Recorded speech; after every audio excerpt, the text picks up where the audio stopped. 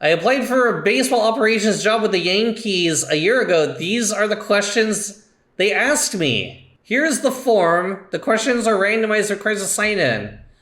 If this gets enough traction, I'll make a follow-up post with the results. I'm employed elsewhere, not planning to work in baseball. Out of respect for not adding to the DDoSing of their form, as a person who has also worked inside of Google and trying to expand the abilities of Google to many people at one time, I will not do that to their forum. But let's go through the answers. Given no other information, which of the following players would you start tomorrow in a must-win game? Assume each has 500 PAs. The player with an 850 OPS, 2 hits in the last 35 plate appearances, or a player with 800 OPS, 13 hits in the last 35 plate appearances. But this is just based off, like, really the rate is what's more important than the recency, right? Answer A, because larger sample sizes are more telling than smaller. Because larger sample sizes are more telling than smaller. But we assume each has 500. Oh, they're talking about larger sample sizes as in over the course of the season. This is what they're doing, but over the course of 35 plate appearances is what they're doing. So this is like, I guess, what, 2 weeks of plate appearances versus a must-win game, which apparently they've accrued 850 OPS on top of this over the last 2 weeks. So I guess my question would be like, what's the minimum number of weeks can you get an 850 OPS with this as your last 2 weeks of data? Probably like at the very least half a season. So would you rather take the half season worth of info or the last 2 weeks of info? Take the half season worth of info.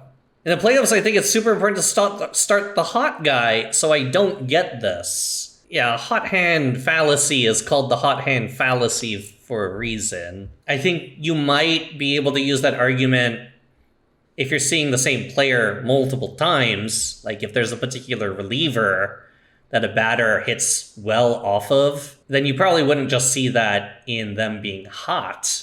You'd probably also see that in other statistics, right? A really good example of this, I love using Aristides Aquino, former Red, who had one of the hottest months of all time. I think he hit something like 16 home runs within the month, or nearly 20. It was insane. His public projections really were not good.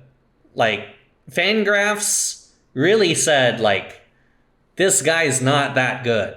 And when that season ended and the next season started, he definitely regressed. So this kind of goes both ways. There's this idea of like, well, within that month, he bottled lightning. But in terms of sustainability, like, could you use that information to predict what would happen a month from now, a game from now?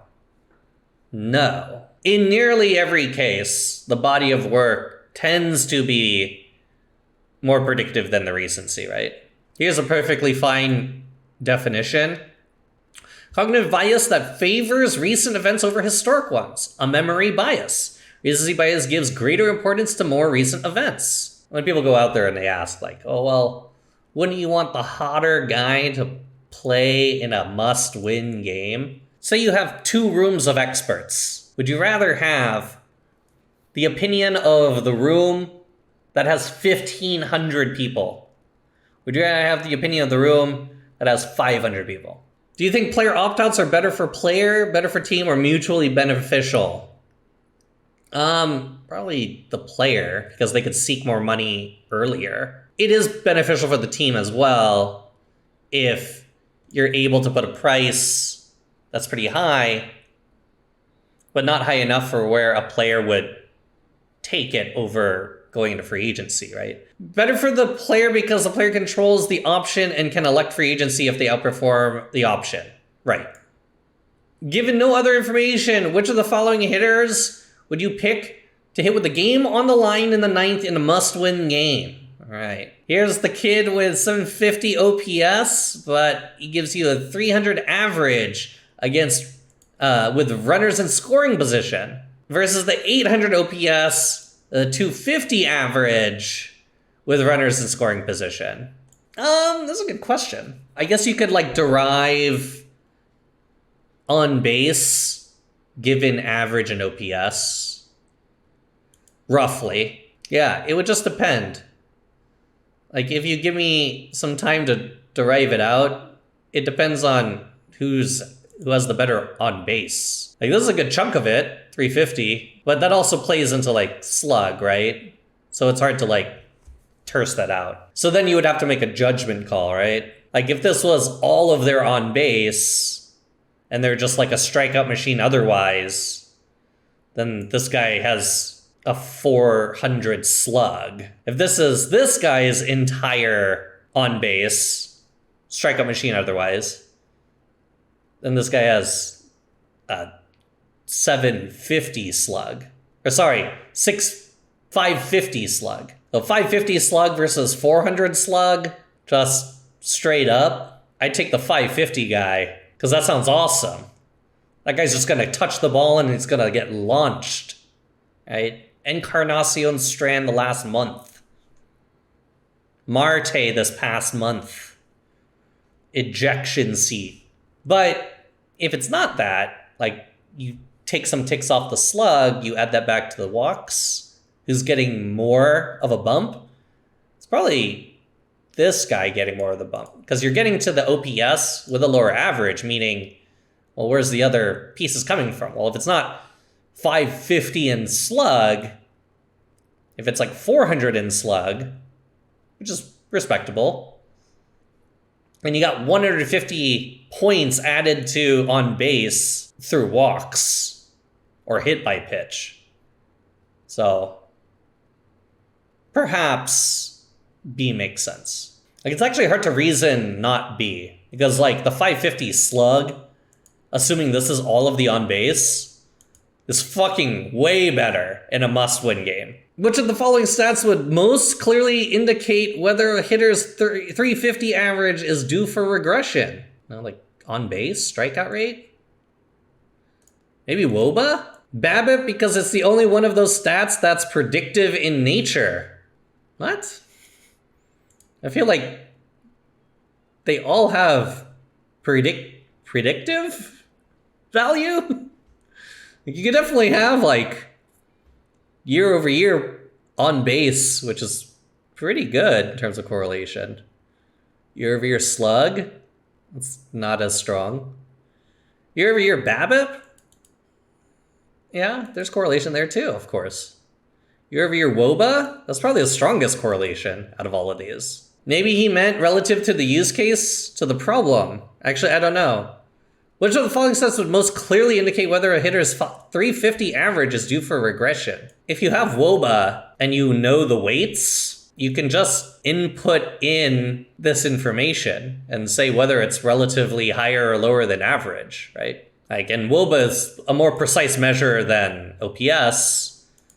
BABIP, there's some argument here simply because BABIP is batting average just with balls in play. So in terms of contact, relative to like all average. But all of these are predictive in nature. I guess the other way to think about it would be what's most strongly correlated with average. Not just anything, but what's most strongly correlated with average straight up. Not what's like whether someone's due for a regression.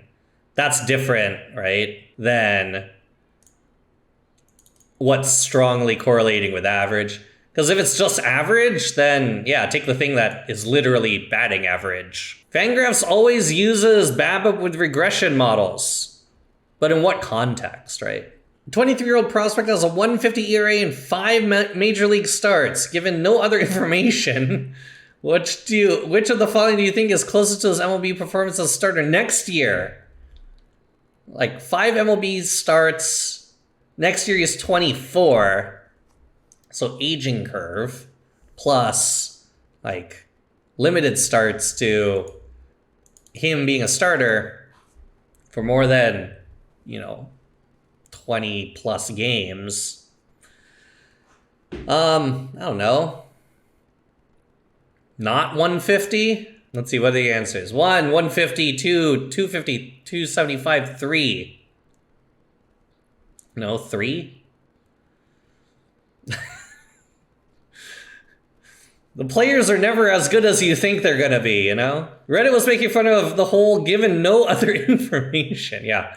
I mean, I get why, you're trying to say in a vacuum, do you know what we're asking, right? That's ultimately what they're saying.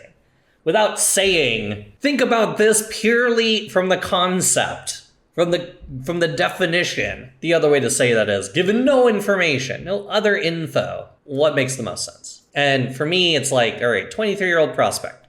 This could be this prospect who had 5 starts. It was a August or September call-up on a team that's not in the playoffs, and they're just making 5 starts. Or maybe a team in the playoffs, and they're trying to get him going. Played well in AAA. Maybe he's coming in relief. Maybe he's coming in for bullpen at the end of the season. 150 ERA and 5 MLB starts this year.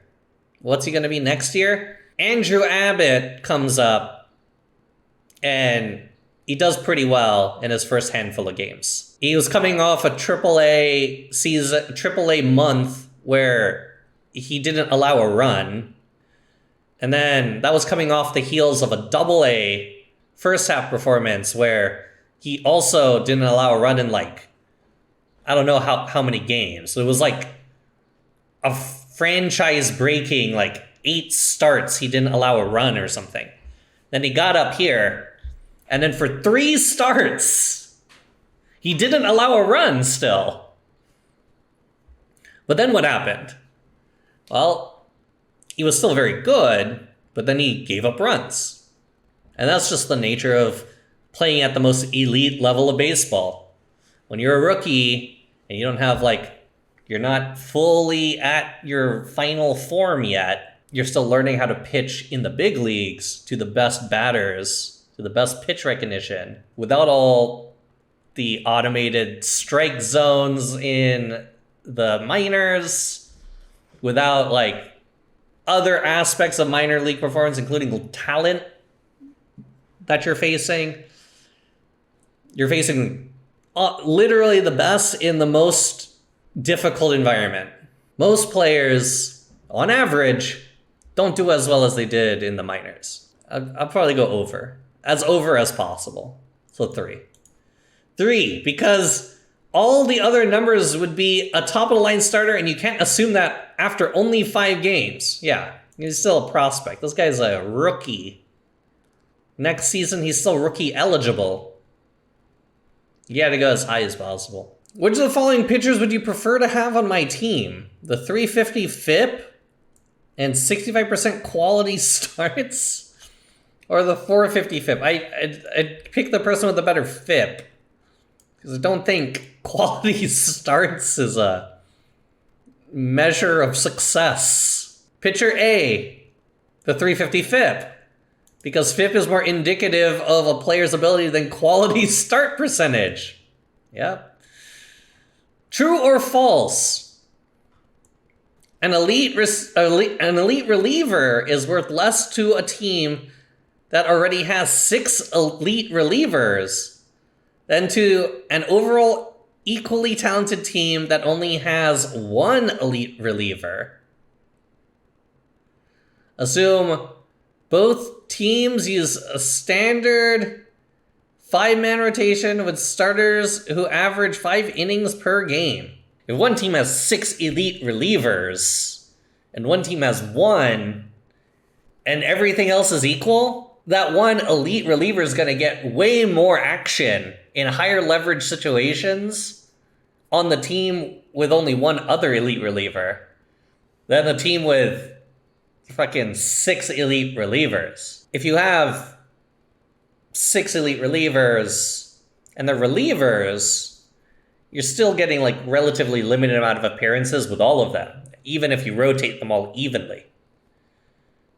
But in a team where your bullpen has only 1 of those, to add a second, that splits all the high leverage loads between really 2 to 3 people, as opposed to the 6 people who would always take who would rotate through high leverage situations. The first team doesn't have as many high leverage innings to spread around. Okay, there you go. Oh, false, because you can never have enough elite relievers. The first team might end up having injuries. Oh no, it's true. Not false. True, because law of diminishing returns. I guess that's another way to think about it. Law of diminishing returns. I think about it less of that and more of supply and demand, right?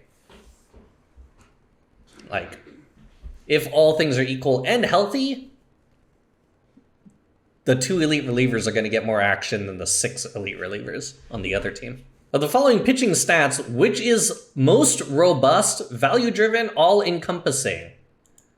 Definitely quality starts. Give me how many times I got to a arbitrary inning threshold. Field-independent pitching would be 3 true outcomes. It is not all-encompassing. Walks and hits per inning. You do get home runs, strikeouts, walks here. I don't know if this is more or less than FIP.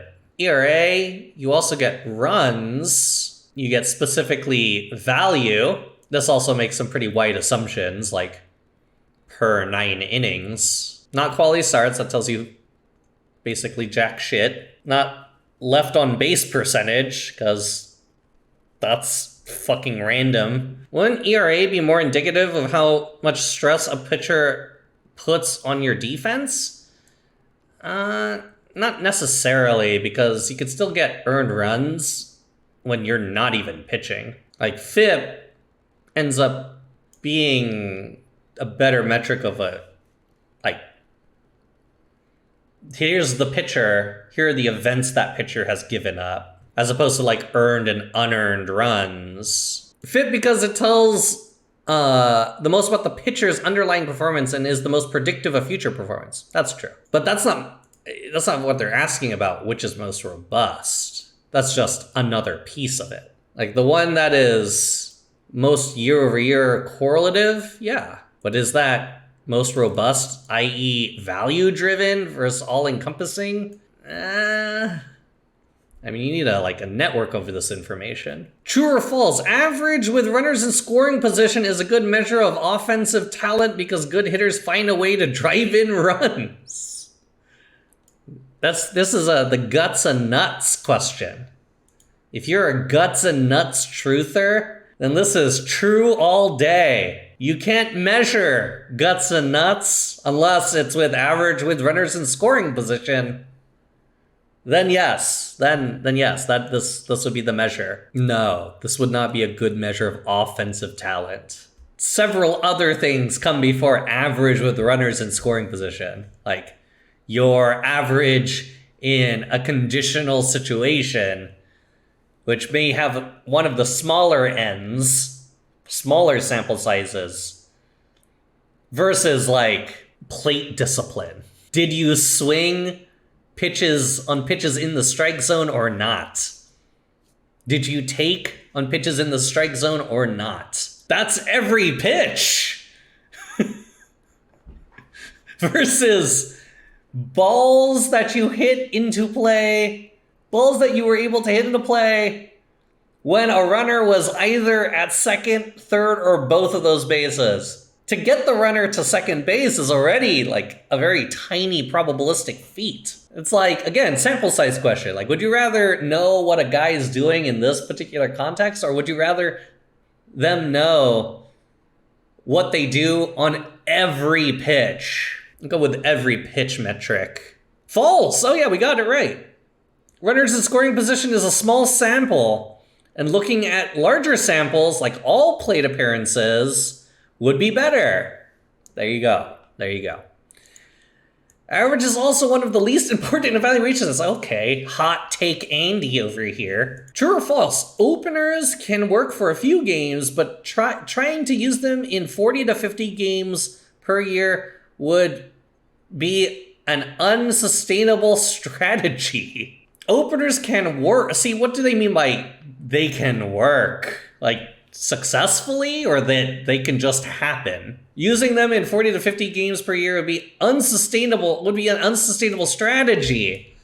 But like, if this is one of those, like, with everything equal, could you do it? If you're throwing 1,500 pitches in a year, how much does it matter that you threw 100 pitches a day to get there versus 50 pitches every 3 days? Does it matter? Over the course of six months, wouldn't matter. You are throwing the same amount of pitches, just not in the way that the game of baseball originally had pitchers throwing. Now, the issue here is the unsustainable part, again, not knowing anything else about not given only this information and no other info, it would be whether or not the pitchers could actually throw that many innings. If the best relief pitcher is throwing half the amount of pitches as a starter, then that's still half the innings. 20 pitches a night every other night. If you had all starters and you just rotated them through every 3 innings as one gigantic rotation, and players are playing like once every like 8 days, you probably save a lot of money. But does that make it unsustainable? Does that mean it works? Depends what you mean. False. Using an opener for 40 games and then having a follower for 6 innings is no different than having a starter go 6 innings, then go to your bullpen in terms of innings pitched. In which of these scenarios is it smarter to run a contact play with runner on third? Probably 1 out because of defensive alignment, right? Because if you have a runner on third, you have a guy who is looking like slap hit, bunt, something, just ball in play, right? Sack fly, whatever it is. To prevent against the ground, prevent against the play at home, you probably play in. But also, like, with 1 out, you have the chance to get, like, double play, right? With 1 out, with 0, you're going to have more chances to drive them in, including a sack fly opportunity, so making a out at home would be more impactful with 1 out.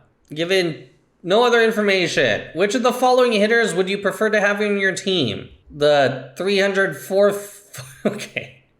Well, this guy is pretty good. Or would I rather have the guy who is always will always get on base? So this is like the guy stands in there, like hypnotizes the pitcher without a bat, and they will like throw balls anywhere but the strike zone. But he's always on. MVP season guy, or the guy who will always get on base, but will do nothing else. A 1,000 OP on base would be the best batter in league history. Yes, he would be the best batter, not hitter. If you are an instant walk every time, if your run expectancy career is the equivalent of being on first by walk, that is enormous value. Given no other information, I wonder, I was expecting a little more information this time, Yankees. Which of the following teams would you prefer to face in a 5-game playoff series? The 98 and 64 team, 1-5 versus your team in the regular season, 92 and 70 team, but they're 6-0 against your team in the regular season. The answer is just like the answer to all these other fucking questions. It's the same fucking question a zillion times in a row, apparently. But the larger sample beats out the smaller sample. Really, because poorly structured questions, they're fine. These are fine. They just feel so, like, mechanic. Which of the following affects WOBA but not expected WOBA? Quality of contact, quality of competition, defense of batted balls, leverage of plate appearance. Quality of competition? Because the weights are based off run environment, I would assume. Hold on. xWOBA as in not necessarily predictive, but expected. Like if you take rate statistics and put them through WOBA instead of the raw counting stats. Quality of contact, that's slug. No, that's in both. Quality of competition, you're playing the same competition in both of the stats. Like you could get it in within the same pitch. I guess not that. Defense on batted balls. It's the same defense for both, right? Defense on batted balls. Quality of competition and leverage of plate appearance impact neither. Quality of contact is a factor in xWOBA, but not in WOBA. Defense on batted balls impacts WOBA, can turn what wouldn't be a hit into a hit, but not xWOBA. xWOBA only looks at the quality of contact to determine hit probability and is defense neutral. Defense on batted balls impacts WOBA because it can turn what wouldn't be a hit into a hit. What? Yeah, I guess. I don't think this is the logic I would use. Yeah, I don't know. This question's a little weird to me. Which of the following catchers would you prefer to start tomorrow's game? Catcher ERA refers to the ERA of pitchers pitching when a particular catcher is catching. So the guy with an 850 OPS, but when he catches, pitchers tend to throw at a 425 ERA. Or 700 OPS, but catching at a 350 catcher ERA. This is at least a variance question, which is nice. If all catchers are catching the same guys, they're all going to have the same catcher ERA. But if some catchers are catching worse guys and other catchers are catching better guys for some reason, the person who's catching the better staff will have a better ERA, catcher ERA. So this is like largely not dependent on the catcher. Which of the following catchers would I prefer to start? The one that contributes more to his own statistics. The guy with 850 OPS versus the 7. I mean, this is like, would you rather have Ohtani the DH? Or would you rather have Tim Anderson? Catcher A, he's clearly a much better hitter, and catcher ERA is an unreliable stat for a number of reasons. Okay, that's a good answer. Given no other information, which of the following players would you pick to start today's game? Oh, it's one of those questions about large sample versus small sample. All right, this guy looks pretty fucking good. 860. Oh, this dude. Like 700, pretty on the dot. Yeah, it is on the dot. What's this? 780? 780 versus 860. I mean, 860 sounds pretty good. All right, how about the small sample info, okay? Small sample info. 13 and 18 with 4 home runs against today's starting pitcher. Wow, okay. Some ownage. Get the highlight reels out. 5 and 20 with 2 home runs against the starting pitcher, or 1 and 15 with 7 Ks against the starting pitcher. Well, this guy is smashing 860. This dude is 780, but has ownage. Since we're given no other information, this is all I have. I don't have context of splits. I don't have context of the pitcher and all of the tendencies, or the pitcher splits. I don't have anything other than this info. This is ultimately small sample. And this is far larger sample by a literal 10 times factor. I go the guy with the better season stats. Of the following hit stats, what's the most robust?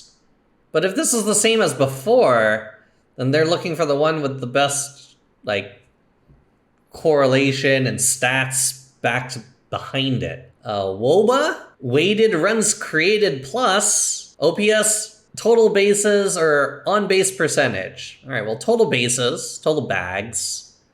This is like a part of the amount on a hit, how many bags, a literal like 1, 2, or 3, or 4 if you hit a home run. How many bags did you get? This isn't even the most robust, value-driven, or all-encompassing of its own metric tree. WOBA is the better version of OPS. It's literally OPS except with linear weights. And then weighted runs created plus, which I believe runs created plus is actually like even more of a derivation away from your weighted on base average, but rather how many runs are you creating, are you generating above or below league average? So an estimation, a proxy for your offensive value, which is more than just your WOBA. So weighted runs created plus. Currently have 2 WAR third basemen and have the option of signing a 5 WAR third baseman to a 1-year, $15 million contract. Team A is currently projected to win 70 games, while Team B is currently projected to win 88 games. Given no other information, which team would benefit from the 5 WAR third baseman? Probably, I mean, both would benefit equally, but if you're adding 5 WAR to a 75-win season, 5 WAR to a 88-game season, I think your championship probability probably is a lot higher at 90 wins than below 90 wins. Your championship probability at 75 wins, I would say it's probably not that different from 70. Go with the championship probability. Things that allow your team to accrue more championship probability, the better. There is a threshold of playoff probability that you need to progress to. But then after that, you need to also measure championship probability. Given no other information, which of the following pitchers would you most want to be on my team next year? These are all relievers. This guy has a 9-to-1 strikeout to walk ratio. That's pretty fucking good. This guy has a 2-to-1. Okay. This guy has a little less than 2-to-1. Give me the 9-to-1 guy. Holy fuck. Look at that. Give me the 9-to-1 guy. Like, why would you want the 2 or the over 2 guy when you could have fucking 9? I don't even need to read the rest of this shit. Which element of hitter's triple slash line is most important to his offensive value? On base. Strikeouts are worth not a lot. 0 slug, that's not great.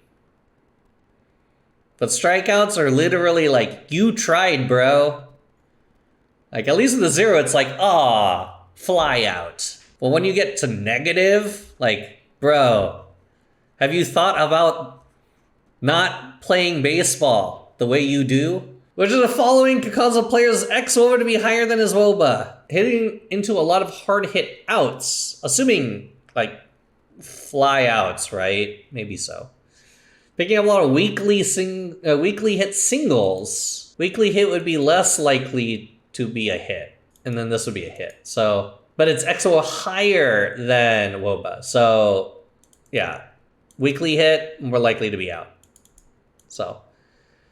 Spraying balls to all parts of field. Spray actually isn't accounted for in xWOBA. It's launch angle and speed, exit velocity. So I don't think this would be affected to either. Facing weaker competition compared to league average. No, because you would use the same weights in both. Hitting a lot of cheap home runs that would be caught for outside ballpark factor. There you go, park factors. Cheap home runs that would be caught for outs in most ballparks. If you're playing Yankee Stadium versus Oracle Park, your xWOBA in Yankee Stadium will look lower Your ex-WOBA in Oracle Park will look higher. Yes. Cheap home runs that would normally caught for outs. If they're normally caught for outs everywhere else, but ex-WOBA suggests they should be home runs, then yes. Park factors. Wait, but cheap home runs, that doesn't make sense, right? It would be the other way. If ex-WOBA would say you should be hitting more, like you hit it really hard, it would be caught in the park. And then that would be lower for WOBA. Okay, so not this, fuck. I was so pumped that it was this. Okay, backwards. This is nothing. This is nothing. This was WOBA higher than ex-WOBA because this would be out versus a single. Into a lot of hard outs. I guess this? It depends on the type of out. But yeah, I guess. Hitting a lot of hard hit outs. ex-WOBA is based off quality of contact, while WOBA is based off outcome. Getting out on a hard hit ball would lower the WOBA. But, yeah. Like I said, you hit it really hard. Ex-WOBA high. But if it's an out, then WOBA will be lower. The opposite of this. If you hit it really hard, it should go for a home run. If it's caught for an out, then it goes down as an out. Like I said, we are going to have our applications will be here soon for the Reds. Once we hire our intern class, I will walk through the problem set. Our problem set this year is really fun. I think it's my favorite problem set so far. I have this, like, uncanny passion for making problem sets. Like, I'm so good at it. It's a pretty good program. Obviously, it's not New York City or LA or San Diego or San Francisco. It's not the place where, you could enjoy your internship and also enjoy the scenes of a great coastal city. But it is baseball, and there are only 19 offices. Not 19 offices. I just read a number 19. There are only 30 offices. 19. Leaks. That's how many teams are hiring this year. Every team hires interns. So 30 offices you could apply to. Typically, you apply to all of them.